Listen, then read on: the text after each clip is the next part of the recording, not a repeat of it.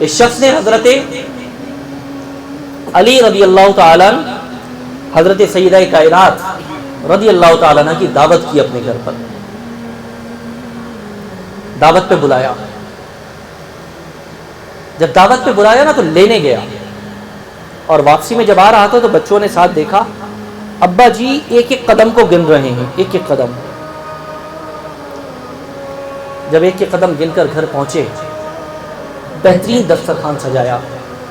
جب دعوت مکمل ہو گئی تو اعلان کیا کہ میں اندازہ لگا لیں آپ 150 یا 200 اونٹ صدقہ کر رہا ہوں، جس ضرورت مند کو چاہیے آئے اور ایک ایک اونٹ لیتا چلا جائے۔ اونٹ رش لگ گیا، گھر کے باہر تو لائن لگ گئی، 200 اونٹ صدقہ ہو رہے ہیں۔ آج کی مرسیڈیز، اس وقت کا اونٹ، لائن لگ گئی۔ لوگوں نے کہا تم اتنا خوش کیوں ہو؟ قارون کا خزانہ مل گیا ہے، شداد کی جنت تمہارے ہاتھ آ گئی ہوگی۔ کیا زمین سے کوئی سونا چاندی کے خزانے ہاتھ لگ گئے ہیں؟ وزارت مل گئی ہے، سرداری مل گئی ہے، قبیلے کے بڑے بن گئے ہو، شام فتح کر لیا، کیا کیا ہے تم نے؟ اتنے خوش کیوں ہو؟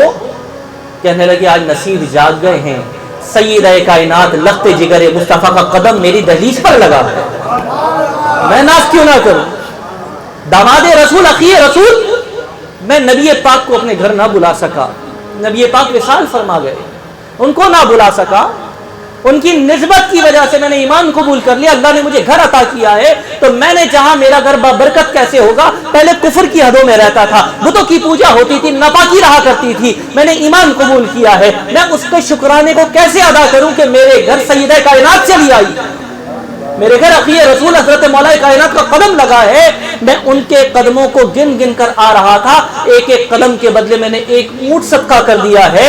کہنے والے نے کہا تو نے بڑا اچھا سودا کیا۔ اس نے کہا اچھا سودا ابھی بھی نہیں ہے، اگر اللہ تعالیٰ مجھے توفیق دیتا میں ان کے ایک ایک قدم کے بدلے میں ایک ایک کائنات کو قربان کر دیتا، ایک ایک قدم کے بدلے ایک ایک کائنات لٹا دیتا۔